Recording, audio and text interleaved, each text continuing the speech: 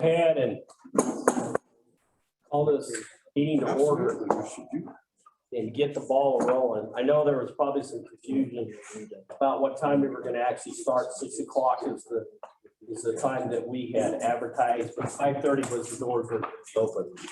So maybe just a little housekeeping before we get started. We've got another member of our panelists will be here in a minute, Jordan Rose. She's just walking up right now, I was told. Restrooms are out here, my right, out in the hallway. Okay, you're welcome to use them. All right, maybe not. Just kidding. So they're available for you right here to the right. Drinking fountain out here as well, and it is filtered, just so you know. Okay. We're grateful for a lot of the individuals that are here. Many of you, we've got many that are online watching the proceedings here. I think we had over 100 that was wanting to come in person, but I think also when they heard that we were going to put it online, they probably decided, you know what, we can watch this at home. And or they were just really disappointed after the Suns game last night. I'm not for sure. So with that being said, this is something that we've wanted to do for some time. Oh, there you are, Jordan, right up here in the front. This is something that our district has been wanting to put on for some time as we've gone over the years. I'm in my second term as the county supervisor for District 2. And one of the things that we've been trying to do is address certain issues that came out of our Plan Santan study that we did when I first came into office. Economic development was one of the biggest issues and concerns of some of our citizens here that came out of that initial study. And so this is something that we wanted to do, COVID hit. And so it kind of put the damper on a lot of things. So what we've done tonight, is we've got 4 individuals that have had a lot to do with some of the economic development in the areas where they represent. And so I'll introduce them here in a second. But before I do it, I wanted to give some background as to some of the demographics of what we are facing and what we have here in Santan Valley for you as panelists and for you as our citizens in this area. I moved here personally back in this area. I moved here in 1980. And there's a dairy on Germain Road that I personally helped build. And then I stayed on as an employee for 7 years while I was going to school. Ironwood wasn't even through. I didn't even know that I lived in Pinal County at that time because it was just on the other side of what will be Meridian Road. And so this area has grown tremendously over the years. Our family moved back here in 2009, following our kids who had already moved here.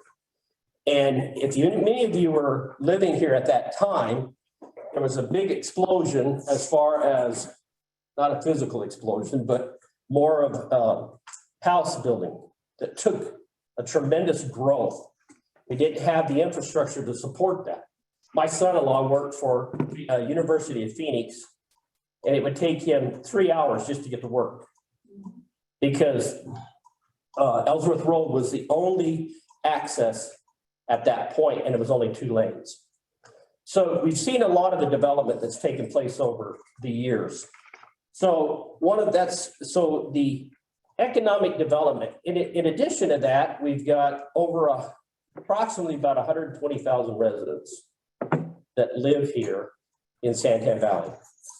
If you came in and as you notice some of the posters over that as you came in, some of the demographics, and we have one of our panelists here. Don't say a word. Bill. Yeah, Jim Brown is a consultant that we hired to help us put some of these numbers together. And so what I want to share with you, we took 2 zip codes that he pulled just up recently in the last few months. In those 2 zip codes, we have 103,847 residents, just in those 2 zip codes. Okay. Our population from 2015 to 2020 grew by 19%. That's a big growth pattern. Our education, 14% of the residents, they have their bachelor's degrees. And 42.2% have some sort of college under their belt. The median household income is $59,477. I'm going to break it down a little bit more specific to you, so you get an idea of what type of income is here. So for instance, between the income of 50 to just under $100,000, 42% of our population is in that salary range. The next one up is the salary range of 100,000 to 149 is 19%. Between 25 and 50,000 is 12%. 9% has a annual household income between above 150,000. That's pretty high. And while at the other end of the scale, there's 1% that makes less than $25,000 a year, 1%. So you can see the dynamics here of what as far as income that we have here. On the next page, 95% of our residents commute out of Santan Valley to go to work. 80% of those people go to Maricopa County. So that means when they're on the lunch break and everything else, unless they pack their own meals, they're going to stores and things of that nature in Maricopa County and providing them with that income tax, with that income tax, with that tax. That's a high percentage. So, and then the other thing is we're seeing about $900 million in trade leakage every year, which is pretty high. And that comes from a lot of different areas. So with that, I want to introduce some of our panel. I want to introduce our panel here. First of all, here, Jim Rounds. Actually, let's start with our young lady to the very end, Jordan. Okay. Jordan Rose is the founder and president of Rose Law Group. She full service real estate and business law firm. Jordan started her business in 2000. And in the leasing space, and you were leasing space in another attorney's office, right? Storage closet. Their storage closet. But you've come a long way since then. I've definitely come a long way. It's not a storage closet Completely anymore. out of plastic. Today, her group is the largest woman-owned law firm in Arizona. Jordan, you've been representing clients in Pinal County for what? 15, 20 years? 21 years. 21 years. So it's fair to say, and a lot of those are in the commercial and land developers, builders and so on, right? Okay. Exactly. Then we have Jim Rounds, this gentleman right here. Is a senior fellow at the Goldwater Institute. Jim's primary role is president of Rounds Consulting Group. His firm specializes in a broad array of economic and public policy research with an emphasis on government accountability and efficiency. He regularly provides advice to policymakers at the state capitol and mayors throughout the state, as well as city councils, and he works with us as a county. Next to him is Mr. Keith Watkins. Keith serves as the Senior Vice President of the Arizona Commerce Authority's Economic and Rural Development Division. Keith leads the ACA's efforts in advancing the rural economics of Arizona. Mr. Watkins has spent 25 years working in the real estate and economic development arenas prior to joining the Arizona Commerce Authority in 2011, and has a decorated history of bringing some of the Arizona's largest employers to the state. And I just want you to know he's still working at that, right? Yeah. Okay. Last but surely not least is Danny Court. Danny is a partner and senior economist with Elliott, Pollack and Company. Mr. Court's expertise covers a wide range of subjects relating to demographics, economic and real estate dynamics. He manages a multitude of assignments for both public and private clients, including market studies, land use analysis, forecasting, and economic impact reports. So with that, thank you for joining us and thank you for being here and taking time out of your busy schedules to be a part and help us in some of the discussion tonight, okay? Thank you for having us. Yes. Looking at the dynamics of what we're facing, and you look at some of the retail leakage that we're having that's leaving this area. Any suggestions, any ideas? Because that's really what we're trying to grasp here, is what we can do as a county to help prevent and help stop some of that leakage and so on and so forth. Jim? Well, so there's multiple things. First, you have to have good leadership at the government level and business sector participation. It has to be a team effort. And we work with a lot of economic development groups, and the staff and the different departments in Pinal have just been fantastic, much more advanced in some of the discussions than they're given credit for.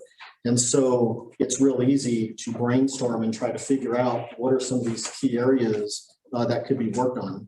And so it started with good leadership, but then one thing we found after doing analyses for Pinal for such a long time is whenever you're growing, different groups that collect the data are always understating where you currently are. And then the forecasts are always too low. Now that's not that unusual, but it's a little bit more pronounced here. But what you do when you have to do some analyses is you have to make some adjustments and do a little bit of a deeper dive into the research, because often these forecasts are put together by using these big models that just generalize and they don't really get to know the different areas of Pinal.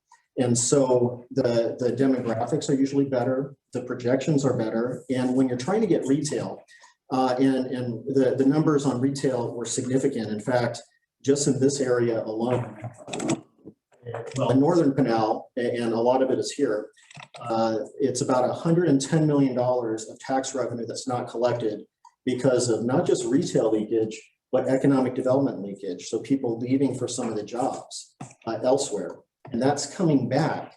And so the county is doing great, but the pedal's not even down all the way. So it's always good when you're doing well and you find out that there's room for improvement.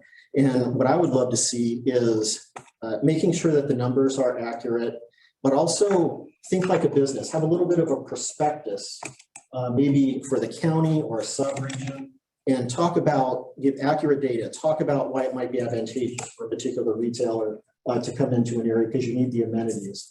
You already are making sure that your development fees and other things are competitive. So from the government perspective, everything's being done well. Now it's just fine tuning the car now that it's been built and trying to get into how can we let people know the story. So it's one thing to just say, here's a bunch of data. And I think economists are boring. I don't hang out with economists myself. But I think that if you tell a good story, people like stories. They like to hear how things really work and related to their own lives. If we can combine the economics, the policy, and the storytelling, I think the growth trajectory is going to be even stronger. Thank you. Heath, or Dan, he's ready to jump right in. Well, I think this dovetails in pretty well. Just a lot of our clients are commercial and residential developers. And so, and I even had, I took the opportunity to interview, an acquisition manager at Evergreen, which is a retail developer. They're developing the Fry's Marketplace at Ellsworth and Riggs, where you have the Fat Cats and the Fry's, and that area is going in there. So I think developers view Santan Valley positively, and it's sort of a two-edged sword with Queen Creek, because you wrap around Queen Creek and you see all that retail finally coming into Queen Creek. And Santan Valley, they consider Santan Valley as part of their trade area. The Santan Valley is the customer base of a location in Queen Creek. Also, just physical brick and mortar retail, it's a tough industry right now. You are not missing out on new retail. The entire greater Phoenix area, that we're number one in population growth, but where is the new retail locations? Retailers just are not investing in new store locations. They're investing in technology, they're investing in distribution. And that's what they're sort of saying, like, here's your retail. Your retail's on your phone. From a county perspective, that's a good thing, because your sales tax is collected at your place of residence. So as online grows, you'll keep your sales tax dollars locally in the county. And retail, online retail, it's growing 10, 12, 15% per year. So last year was even accelerated because of COVID. So 15% of all retail sales were online last year. So that was a spike. It might not be there, but it's this continuing trajectory. Now that means they do need physical space, but it's industrial space, it's warehousing space, last mile distribution, things like that. But you do get that sales tax money. I will say too, because of the success of Queen Creek, retailers are saying, where else can we do this? It is successful in Queen Creek. It's happening more and more in Queen Creek. And they're looking at Santan Valley. I know they're looking at Santan Valley.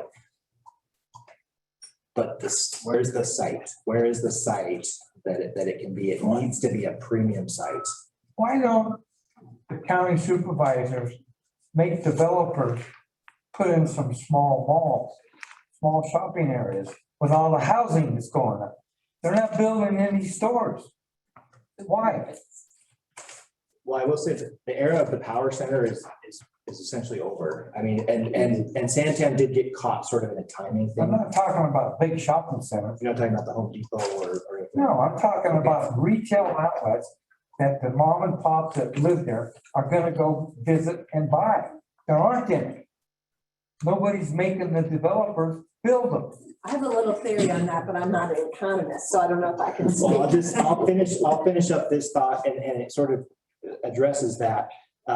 Where you see retailers, I mean, those site selectors are under enormous pressure where every single location that they pick has to be a standalone success. It can't be that we'll take a chance on this over here because our other stores are doing okay. Each site has to be a standalone success. So if I can put one store in, am I picking Santan? Am I picking Queen Creek, or am I picking off the 101 in Scottsdale? I mean, it's that big of an area that they may decide to choose. But where you do see it coming in Santan, the frontage, a pad-ready frontage, the interior of those types of shopping centers, an interior location is so difficult.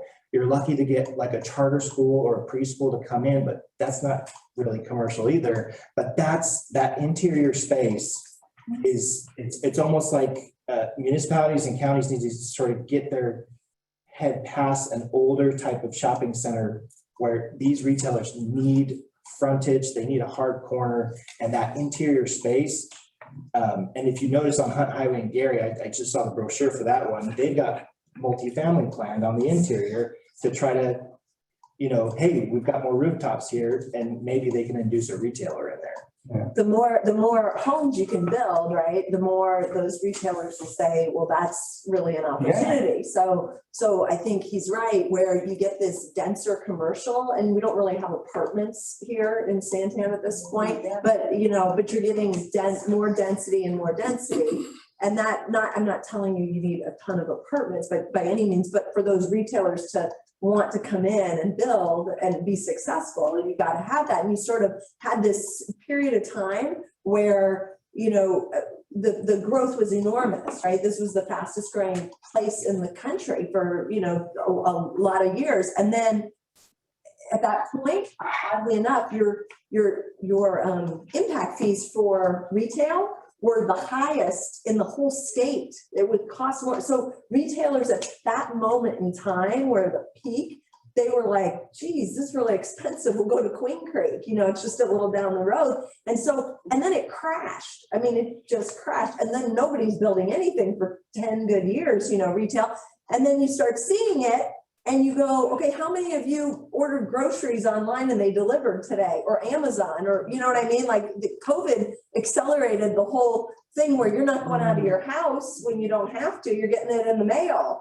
And so, you've got that dynamic where you're talking about retail as sort of a hard dying business. And so you got to concentrate it. I think like Danny said, right on corners, on smart corners, you know, and you do have a lot of, I think the supervisor can tell you, the leadership here has a lot of corner zone for retail, but maybe they're, you know, some of them are a little off or not good, you know, turning, you can't go left and right. And so you kind of have to consolidate those, and because there's going to be less retail.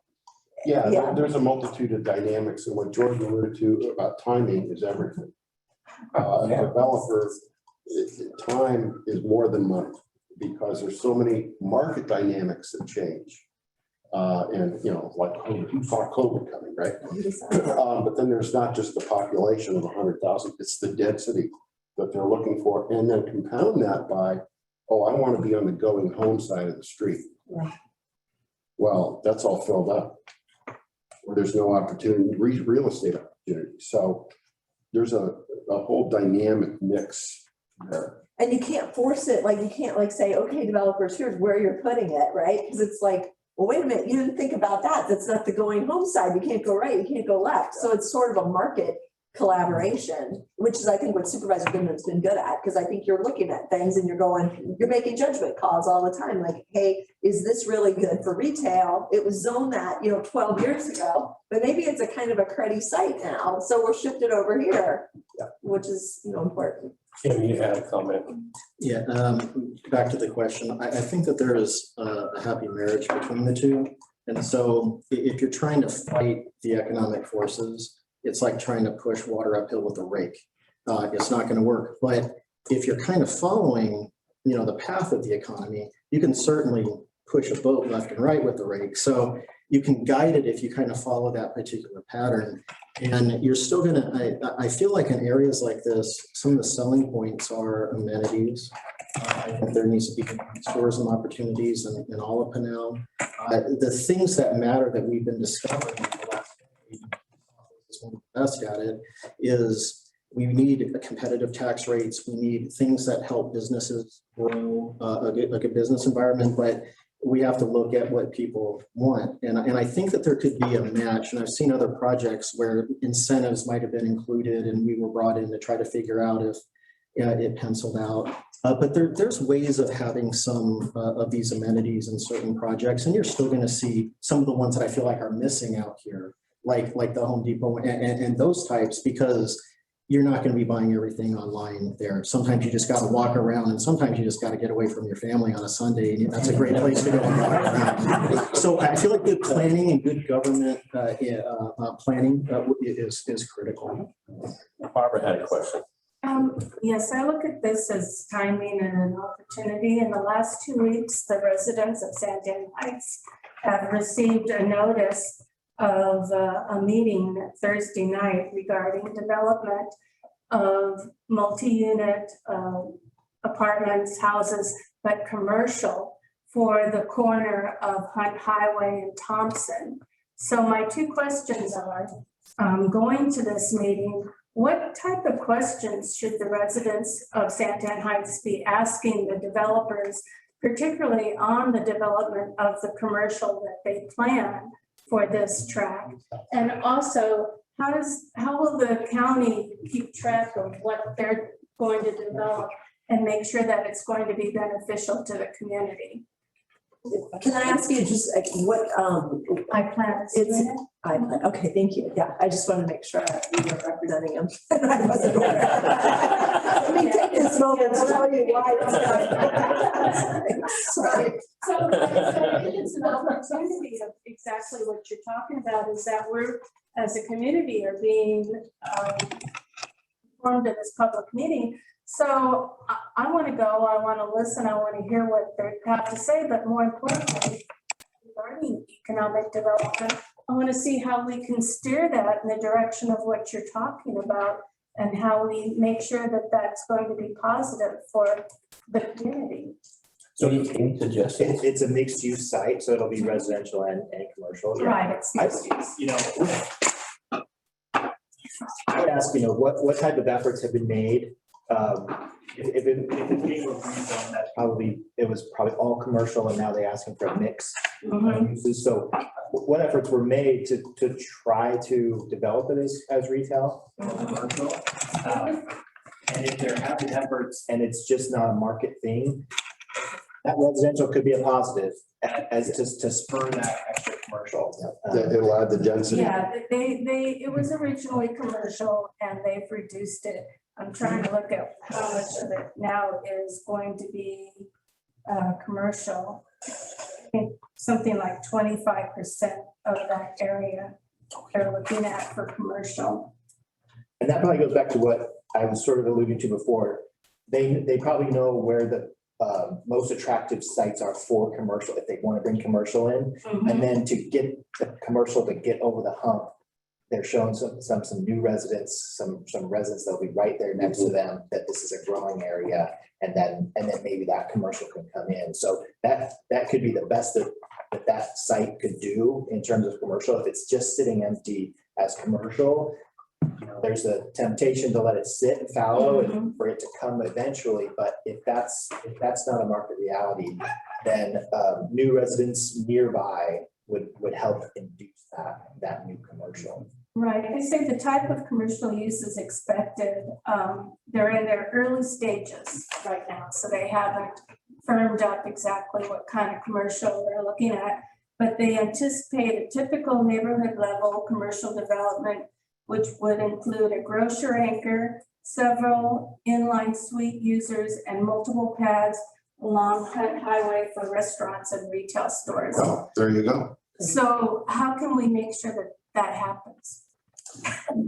So if the supervisor approves it, then the staff, your county planning staff will have all these stipulations in there and it'll be very specific to saying, you know, you have to have a grocery or whatever the site plan says. But you can be assured that at some point in time, unless they rezone it again, that's what will be there. But nobody can, obviously, the government can't make the grocery move in, but they can certainly plan it so that no other, you know, use can be there unless they change the zoning later. And I just got this, Mike, so that's. No, that's good. No, that was a good question because those are some of the things that, Neil.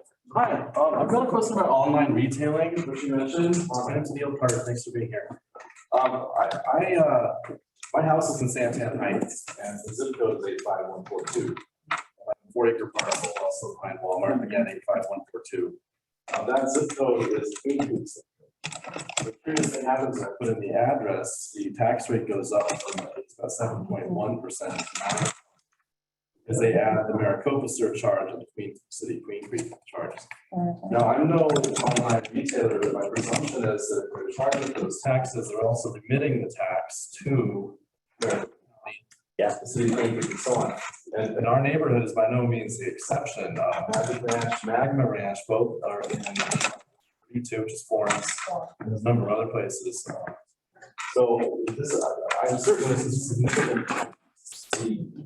I'm wondering, is there some way that we can address this? So that You know what, I don't know if these guys know this, but I had a case like this in, like it was in Phoenix and Paradise Valley, where there was a homeowners association that was being assessed for a school district, and they weren't even, I mean, the school district was in a totally different, you know, it was a similar situation. And I believe we went to, what were we, the Department of Revenue, and they changed it for us. And we got them out of that. I don't know that this is that simple, but maybe.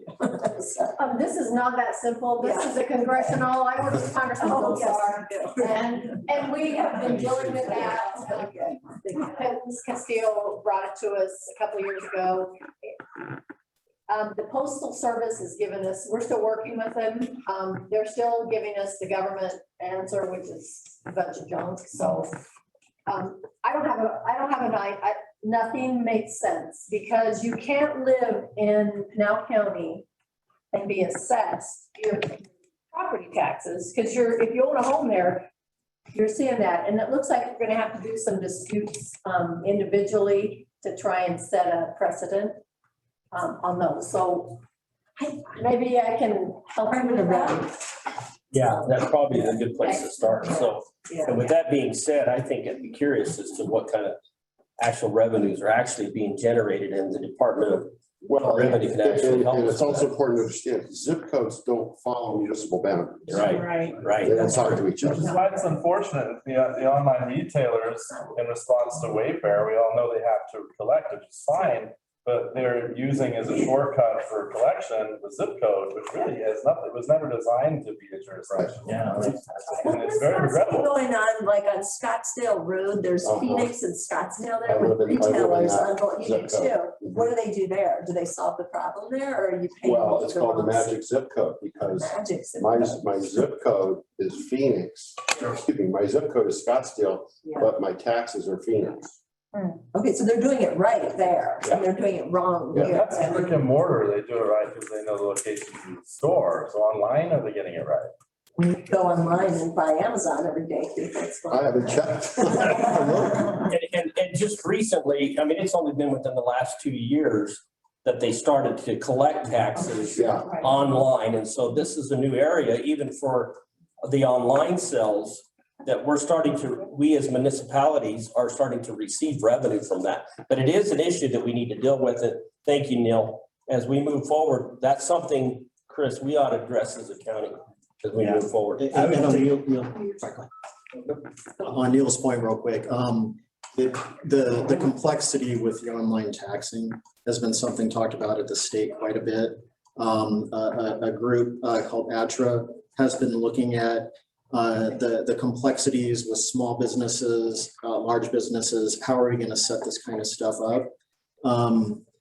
I haven't heard that one brought up in a discussion, but I would love to present that to them. If afterwards, if you want to shoot me an email, I'd like to forward it to them and just say, is this on your list of things that you're going to be looking at in the off season? When the legislative session ends, what happens is everybody, since they aged 8 years during the legislative session, they need a little bit of a break. And then then after a couple or 3 weeks go by, you have a lot of study committees. Not everything is one of these government blue ribbon committees that don't do anything. Some of it is just different business groups getting together and people brainstorming. But that is one. Housing affordability was going to be one. Economic incentives, and can we standardize it more? The online retail issues, and there's a handful of others that I think people want to look at. But I'd love to get that example. Jeannie. I was looking at your presentation here and it said the estimated population for 85140 and 85143. What happened to the thousands of people in 85142? I don't have the full report in front of us. The reason why we kept that out is the very reason of what the discussion was. 142 does take into the city of Queen Creek, or the town of Queen Creek. So it was 140. Yeah. And so that, for the sake of discussion, because it is mixed there, we just wanted to show what the actual Santan Valley, based on those two zip codes, just to give everybody a feel for the population here. So This young lady, and then I got the, go ahead, Jeannie, you finish. So if we would estimate that the people that live in Santan Heights area, We're looking at about 120,000 people. okay, so this Santan one Valley. was light about 17,000. Yeah, probably, but keep in mind, September, we're gonna have some numbers coming out. We'll really know what those real numbers are. Okay. well, it's a data gathering issue. Because when these guys go to gather data, they have to go to a data set. And so they'll go to the zip codes or they'll go to the city municipal boundaries. But where the zip codes don't line up with the municipal boundaries, it gets really gray. And that's what's happened here. Yes, ma'am. Kind of twofold. These are obviously very significant numbers. If we can't get more retail here, how can we fix this leakage? I mean, people have to leave this county to go work. I work in Florence, so personally I don't, but I've got family who has to leave. We don't have enough jobs here for people to sustain themselves. He's bringing up. We're working on it. Okay, with But I mean, this is significant. This is definitely measurable and yes. significant. Yes. And, we have to, if people can't survive here. So if we can't force these builders, I live a schnepp, driving to work down to Florence every day, new development going in, new development going in, new development going in. Fat Cats and the Fries there, is that Queen Creek? Yeah. Or is that, there's another revenue of where do we go shop? You go to this Fries over here on Combs and Ironwood and they're rude and it's crowded and it's dirty and that's my experience, but it's ours. That is the busiest prize in the entire state. Really? Yes. What? That's Santan Valley. Yeah, it's ours. So you try to go there. I at times will drive up to AJ to go to their fries. So that's why they're building a new Fry's over on Ellsworth and Riggs. But that's. That is the busiest But Fry's. that's Maricopa, correct? Yeah. Yeah, so again, I'm talking about our tax leakage here. We're building stores where we can go shop, but they're not in our area. And then my second is the roads. People don't want to go turn left because we have 2-lane roads where we should have 3-lane roads. What used to take me 20 minutes to get to the prison in Florence now takes me 45 minutes because you've built so many houses just down Schneff. And now on Schneff and Combs, you've got this huge development they're already plowing for.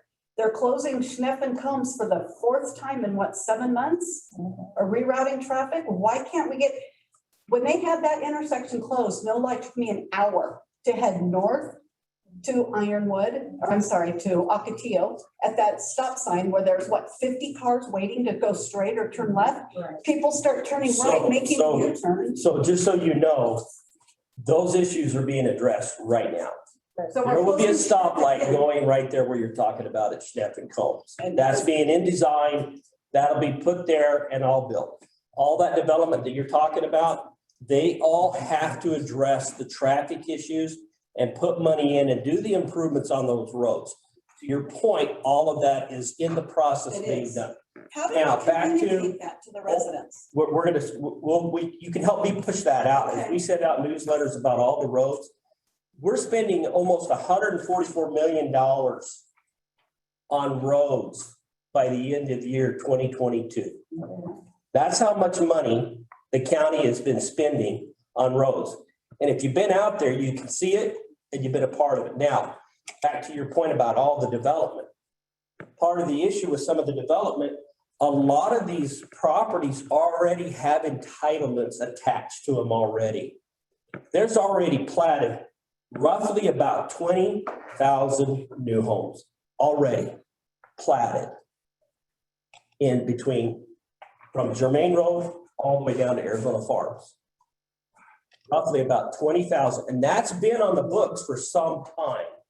So it's almost. getting But the market took a crash. When the market took a crash, that's why it kind of put things to a kill. Now, that's part of, you talk about the stuff that's coming, the residents that are coming here. That's why we're having this type of a discussion, because that's coming. The residents will be here. The need for these type of amenities is going to be here. And so we have to plan and try to be ahead of the game here to help capture that leakage that we're losing. Well, That's good too, because all those people is why you're gonna get the amenities, and then all those people is why you're gonna get the big employers. Like the big employers, I mean, we had, I can't remember if it was Microsoft or Google or what it was, maybe it was like 10 years ago. They came looking for sites, and we proposed a site near the CAC college in Coolidge. And they said, no way, because, I mean, they were nicer about it than this, but it was because they didn't have any workforce, you know, like the relatively Right. low density was just not gonna work, so. Yeah, that's exactly right. And I'll give a shout out to the PRTA. If that would ever get resolved and adjudicated, that will be a big help to the area.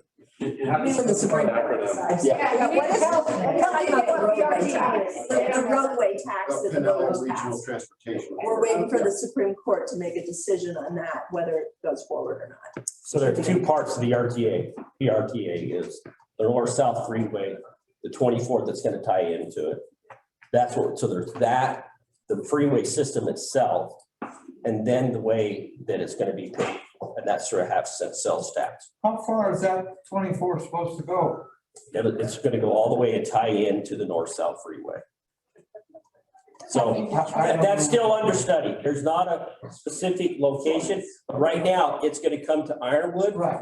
We're already working on from Ironwood across where it's going to go from there. And this lady first, and then I'll come back to you. I just, two questions for you. One to piggyback off of Jeannie's question. So when we look at these statistics, these are only for those 2 zip codes. That is correct. Okay. And then my other question. Wait, hold on a second. Is that all the other numbers, like the 2 zip codes there? Does that include So like when you're talking about Demographics the on the salary. 19% population growth, that's only in these two. When you look at the median household income, it's only for these two zip codes. It's not for all of Santan. So when the numbers are put together, think about it in terms of a little bit of error in a lot of different levels. So sometimes there might be a requirement to report what is the actual data that is from the Census Bureau or whatever it might be. And then you might see some documents that are based on that. And sometimes you have to use that data. And other times when you're working and you're trying to do some public policy planning and you know that the data is wrong and it's low, then you dig into it and you use that enhanced data, but it's not necessarily official. So it's really good for assignments when you're working with supervisors and staff to try to do planning, figuring out demands for the roads and everything else. Then you have a little bit more accurate data. And then when you get into something hyper specific, like what can you do to improve a major intersection in an area, then that's where you can go and interview some folks. You can drive it, you could take a look, and then it gets more accurate. So kind of the rule of thumb is when you see some basic demographics, they're still very strong, but they're probably a little conservative. When you see something that's analyzing at least something in more detail, they're pretty good numbers. If you see a small market area, then they're usually solid. So, but like if we're talking a $900 million leakage in trade, is that all of Santan, or is that shooting relatively low because it's leaving out that entire zip code that's kind of in that gray area? So what we put together on that leakage analysis, it was retail and it was economic development. And the economic numbers were huge, but that's what translated into that $110 million in lost tax revenues each year. That was basically for northern Pinal, the county areas. And so most of it is concentrated in this area. And so like, for example, in this particular area, it says in this northern part of Pinal, 92,500 workers leave Pinal for work. It's the vast majority of those that are going elsewhere. But it gets back to that economic issue as well. You have to kind of follow the economics and the timing, but you can certainly, with good public policy, shift it left and right, make it go a little faster, slow it down in some cases. But the question earlier, it reminded me, so I give these, I'll be real brief, I give these presentations and I try to tell a story. People just get tired of seeing a bunch of data all the time. And I had to talk to some lawmakers at the state, and I really had to simplify it because it wasn't their area. And I put this old stereo equalizer on a speech because it was a picture of my grandfather's. And I said, there's more than one thing that drives the economy. And I said, picture sliding one of the dials up is making yourself more competitive in taxes and less. Another one could be transportation investment, except it's not just 5 or 6 dials. It's like one of those recording studios where there's like, hundreds and hundreds. But another thing to keep in mind is if you slide one up, sometimes you have to slide it down. So you have to find the right balance. But what you're talking about is how do we try to maybe incentivize some projects? What kind of investment do you want to make to get development to shift? Because you can get development to shift depending on where you put in infrastructure, but it gets back to planning. And I still think it's fascinating that the person that came up with why don't we do economic development leakage was Andy Smith, your transportation planner. The transportation person came up with that idea, which shows that's how tight transportation, amenities, all that other stuff is to building your economy. This young man back here behind you. Yes, sir. Yeah, so I didn't want to get off topic really, with some of the conversations we've had recently, but I wanted to circle back to tax revenues and annexations specifically. So we talked about the Fry's Marketplace that's supposedly the busiest Fry's in all the state of Arizona. It's my understanding that Fry's, as well as the hospital, has been annexed by the town of Queen. Fry's has not. Fry's is not. Okay. So there's been a little bit of a cutout there. Correct. Okay. So my question is, and I'll bring up the elephant in the room. Nobody's said it yet. How big of a role is incorporation holding us back from being able to actually provide incentives to organizations to come in and develop? So it's my understanding also, and Jordan, it's also my understanding that the reason why we haven't been able to expand or even look at possible incorporation is because developers have decided that they're not on board with that. They've actually shut that down and not allow us to move forward with that. We have to get their sign off on that. So my real concern here, and I would love to get advice from the panel, how do we overcome those objections? If local municipalities are critical to build infrastructure and to bring in tax revenue to the actual community, how do we do that? How do we get over that hump? Because we've been spending and chasing our tails for the longest time and nothing happens. We can talk all day long, but nothing happens. We never catch our tail. For whatever it's worth, I mean, I don't know that there are any developers who are necessarily opposed to incorporation. I hadn't heard that, but I know that you did get thwarted because of some town, there may be, I don't know, I didn't represent. Yeah. But the towns, when they actually vote against it, that's the actual legal problem, like you can't incorporate, so that I think was a problem, you know. The towns have the right to object. Yeah, so if you can nail that part down. Right, in 2018, Governor Ducey signed a bill into legislation not allowing local municipalities. Hold it. In 2018, Governor Ducey signed legislation that would not allow local municipalities, Florence, Queen Creek, and as well as AJ, to block our opportunities to incorporate. And guess what? That still hasn't happened. Right. It still hasn't happened. And the latest research I found, and it's everywhere. It's so difficult to get it in one location. But the research that I found is that developers are not on board with doing any type of incorporation whatsoever. And I don't have the slightest clue why. It doesn't make any sense to me. So just as a comp, you know, the last city, I think, and Chris can correct me if I'm wrong, but to incorporate was Tucson near the Grand Canyon. And that took enormous effort, you know, decades long effort to get that incorporated. Now it's incorporated as mayor and council. I think they're very happy, Sure. you know, whatever. And they had the same issues with not only with developers, but with just different interests, longtime property owners. And I think what it is, and you look at the more closer to home, the city of Maricopa, the farmers there, when they decided with some developers to incorporate some years ago, 25 years or whatever it was, they spent a ridiculous amount of hours sitting in living rooms, talking them into it and that whole thing. And so my, broad recommendation is just figure out who it is you need to actually say yes in order to get to yes legally, and then just make a list and figure out who knows that person and go talk to them. I mean, there's nothing like that. And it is what it is. I mean, it's a nightmare kind of, it's a very, very time consuming thing. And ask those people in Maricopa, they can give you some great advice, or Tucson. I bet the mayor there, who was very involved, she would love to talk to you and give you thoughts on that. But my thought is just make the target, forget all the noise and just get to the target. Who do you need, period?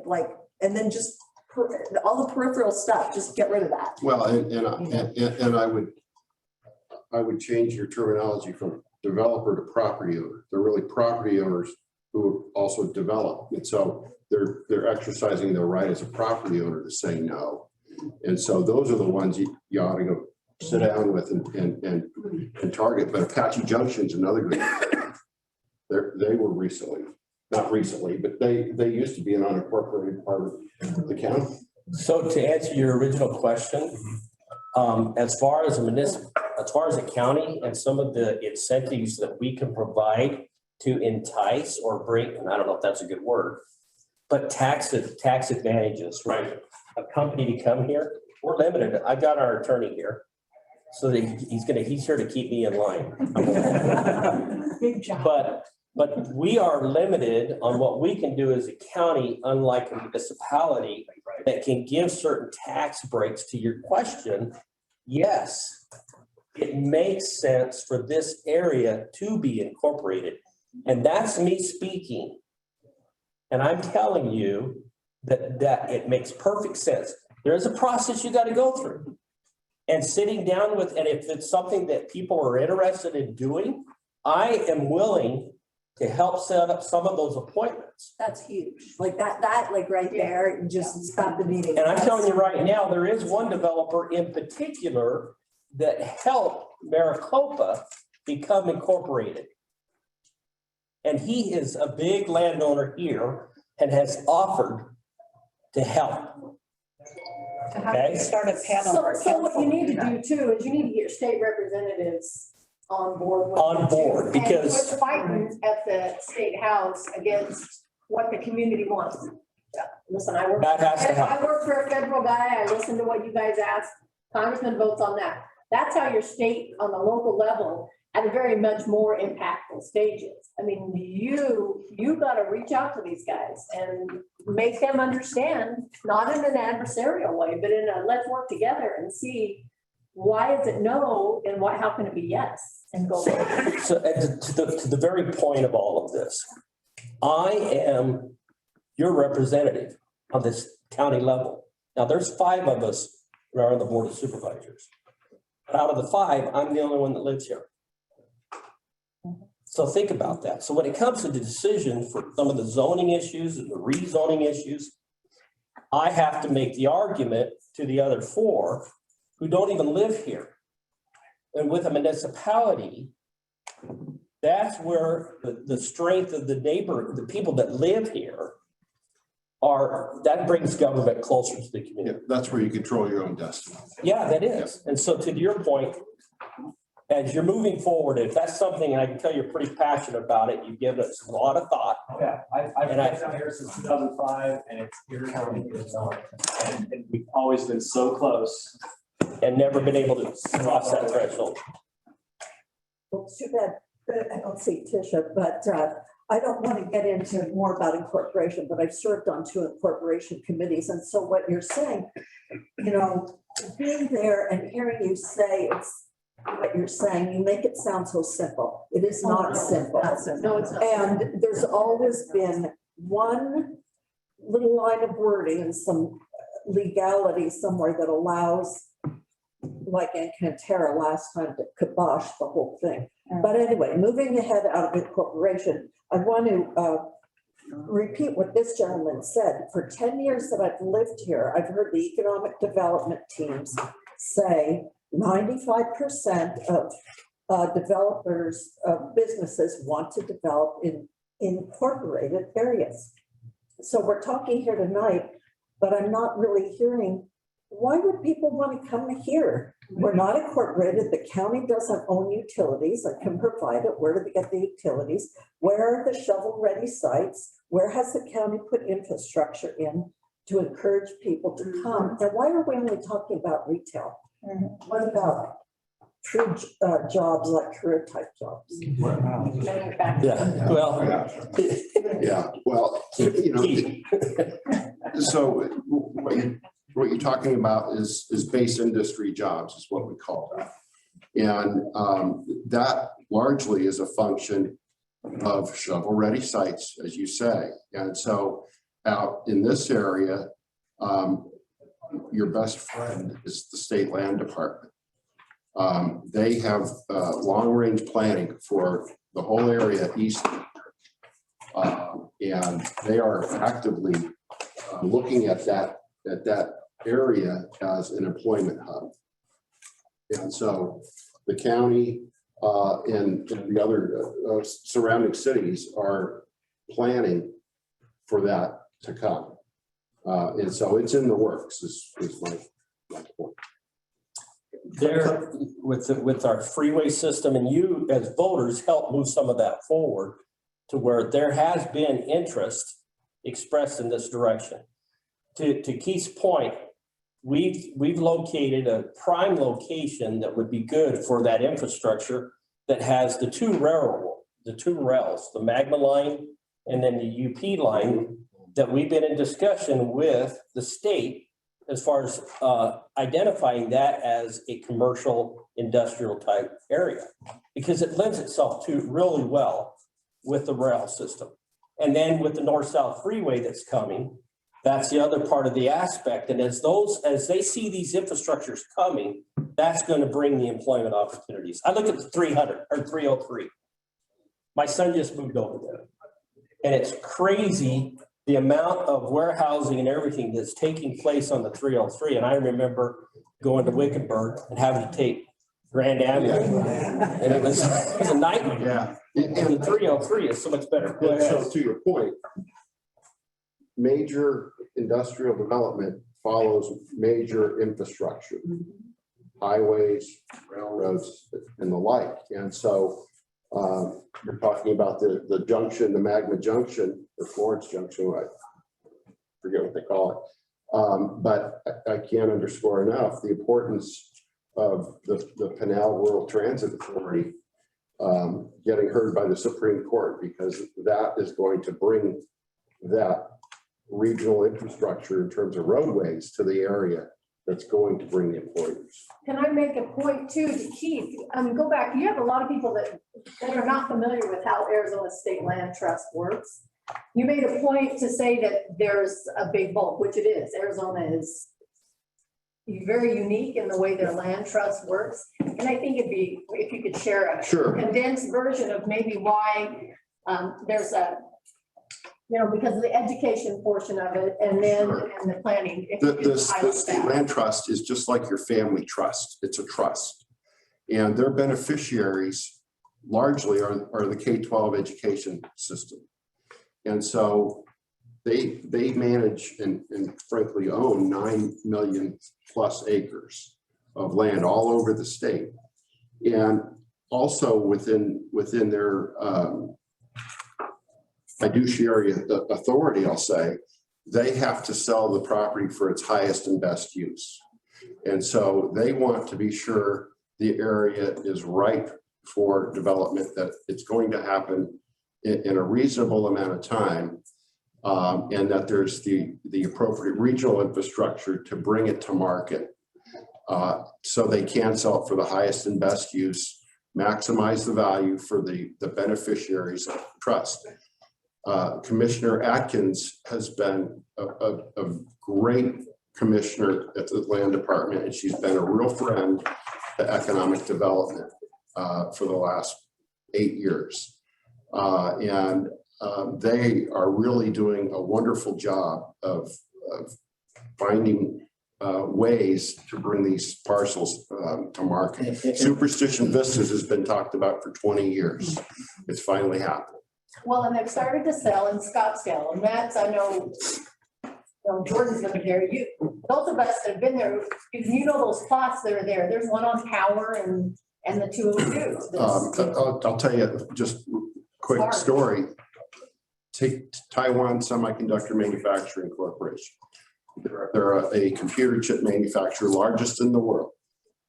They wouldn't have come here if they couldn't have got the state land parcel at 17 and the 303. That was a state land parcel. Nationwide insurance company also moved their regional headquarters here in Scottsdale on the most valuable piece of state trust land they had. Why was it valuable? Because the area had grown up around it, including the freeways, and there was density for workforce. So the company could see and appreciate that the workers could live nearby.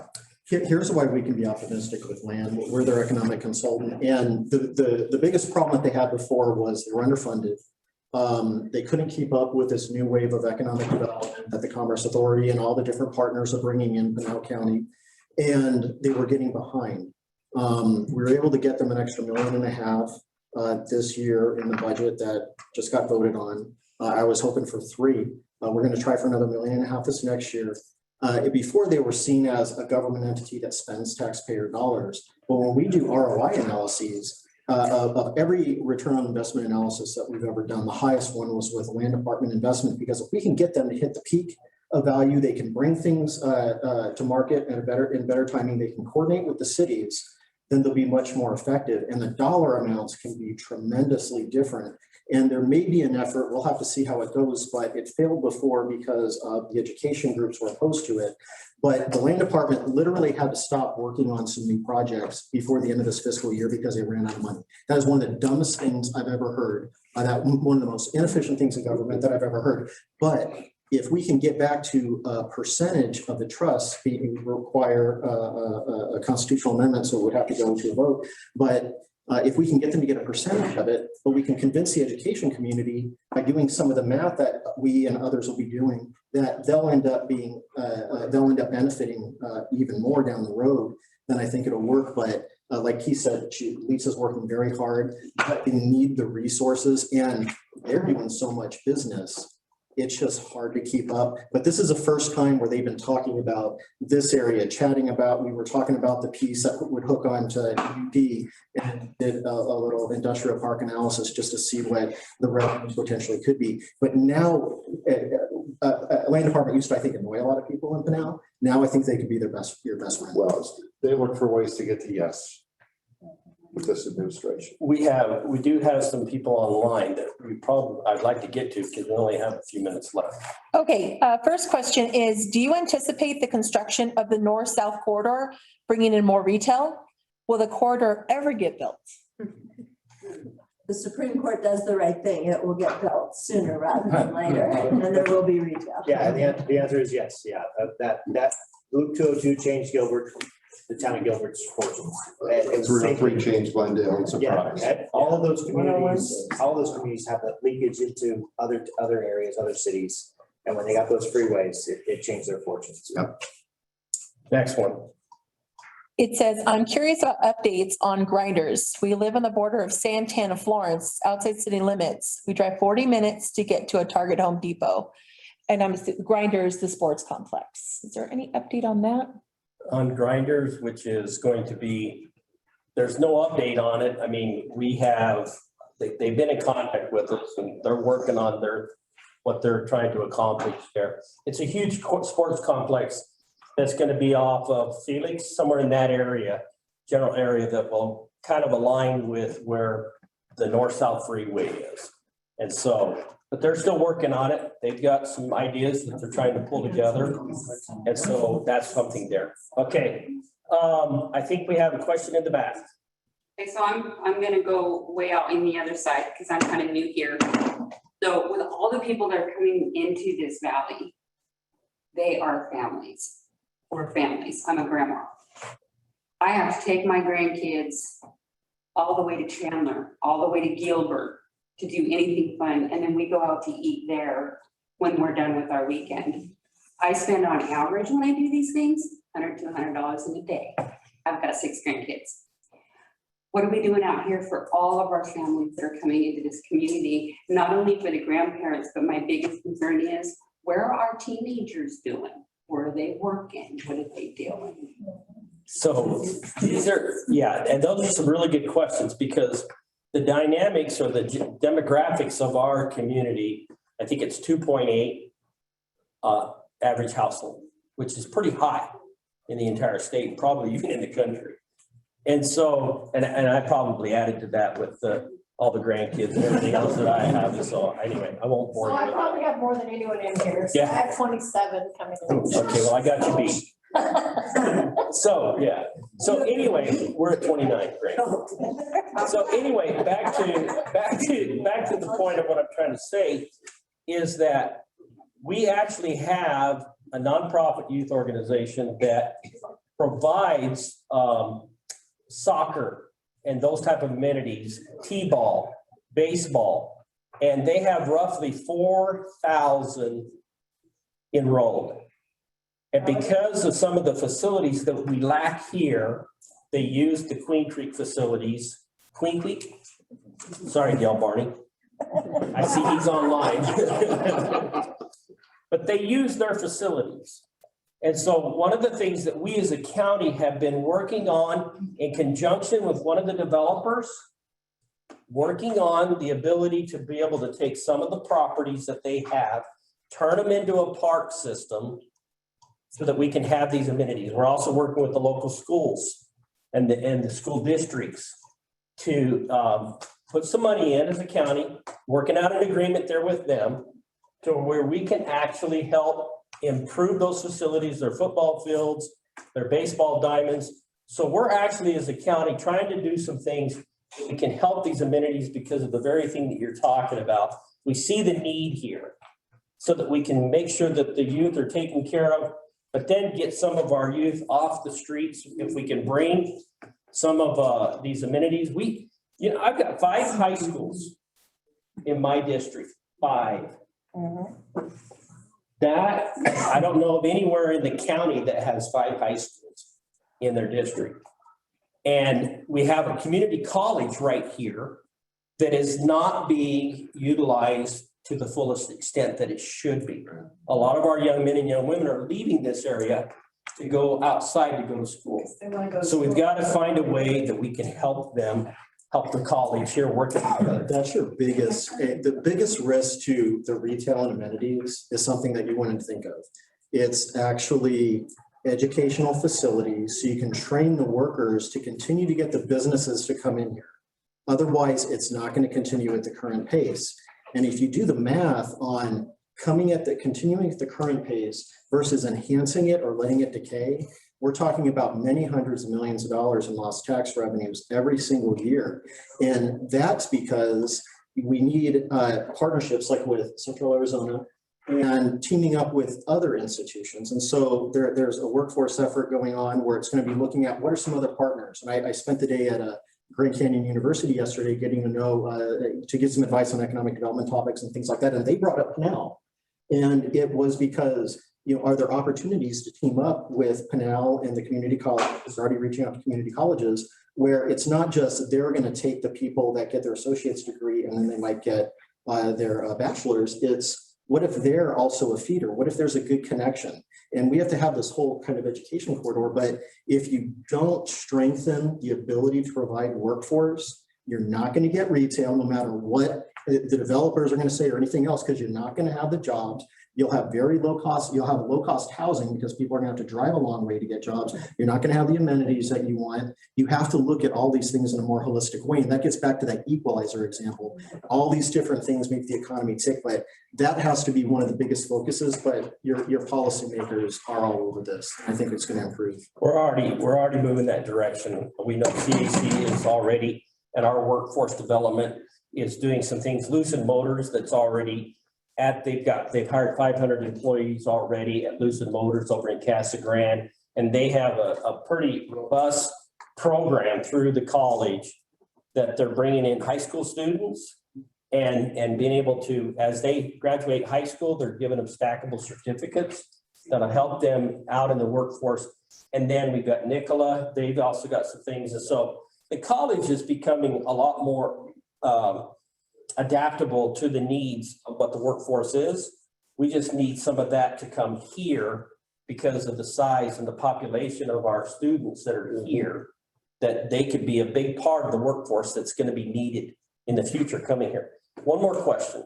Okay, so I'm more with the independent news media, but my son, first of all, is a senior going into senior high at Combs, and he's already in college with CAC. So he's doing the program and it's paid for through their school, which is great. So he should graduate his college one summer after he graduates high school. So he's going to have an associate. Super excited about that. Okay, so a couple questions. The tax thing again with the zip codes. So Encanterra and Ironwood Crossing are both 140. Are they considered? And they're all Pinal County, but are the taxes going to Pinal County or are they going to Queen Creek? We still get our portion of taxes no matter what city they're in. Okay, that's great. And then. Right, Chris? Yeah.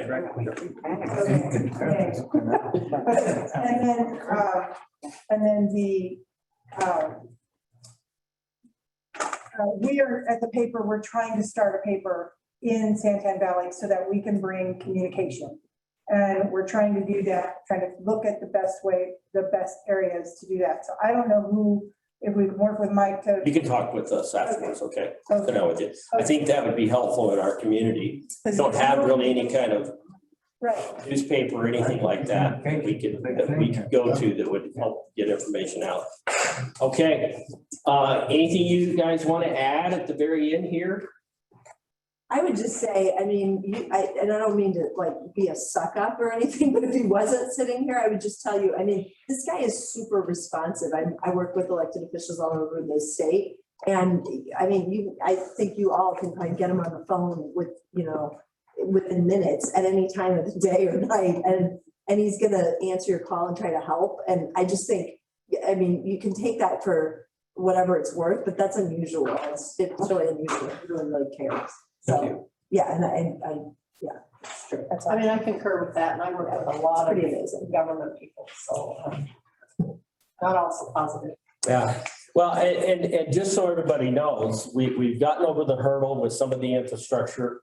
I don't need to bring up the name, but a certain utility, been able to get beyond some of the hurdles there. And now we're moving forward, and so some of the development in the housing area has been held up because of certain infrastructure sites, such as Section 11. It's at its capacity, it can't hold, so there's a new facility that has to be built that Mr. Johnson was going to do earlier at some point. Has been, but there's a lot of other things that still has to come into play to help us with that development. And so that infrastructure is something that's very key to all of this. You mentioned the impact fees. When I first came into office, the commercial impact fees was 5 times higher than what it was normally was. And you talk about timing. Home Depot was ready to put in their facility. We had lowered the impact fees dramatically, and they were ready to pull the trigger, and then COVID hit. We were at the table with them. They were ready to come, and then COVID hit, and now they're rethinking how they're going to do business. And so because of online sales and things of that nature, they're not off the table. They still own the property. And so those are some things that we've got to work through. Gary and Hunt? Yes.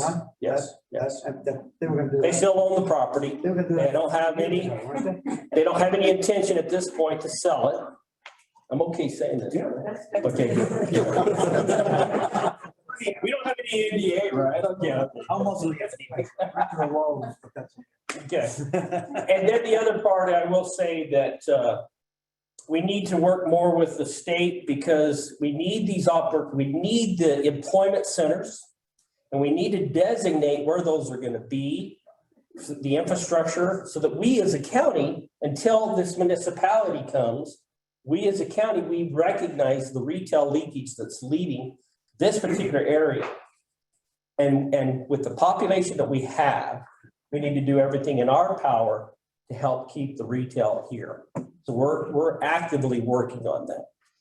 I wanted to introduce, we've had a group of citizens that formed a nonprofit organization called the Santan Valley Council. We have 3 of them, or 2 of them here, Jeannie and Barbara. We have 3, who else? Is she on the board? No, I'm not sure. Oh, okay.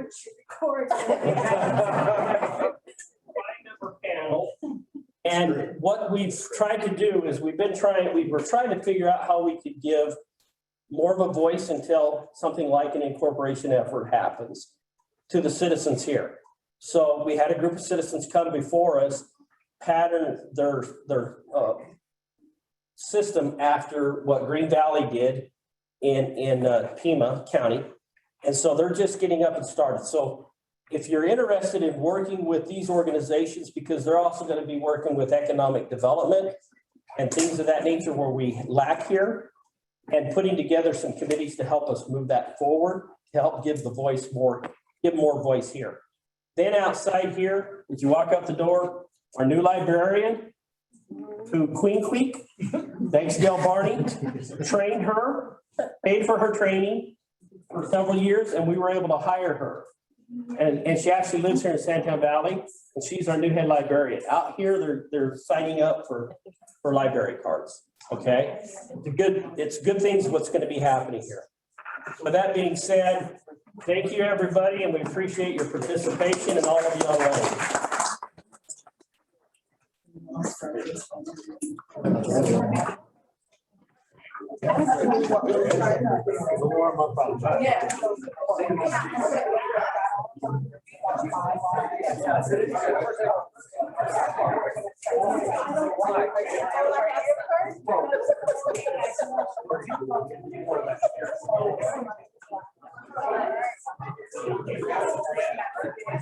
moment, but I just want to look at.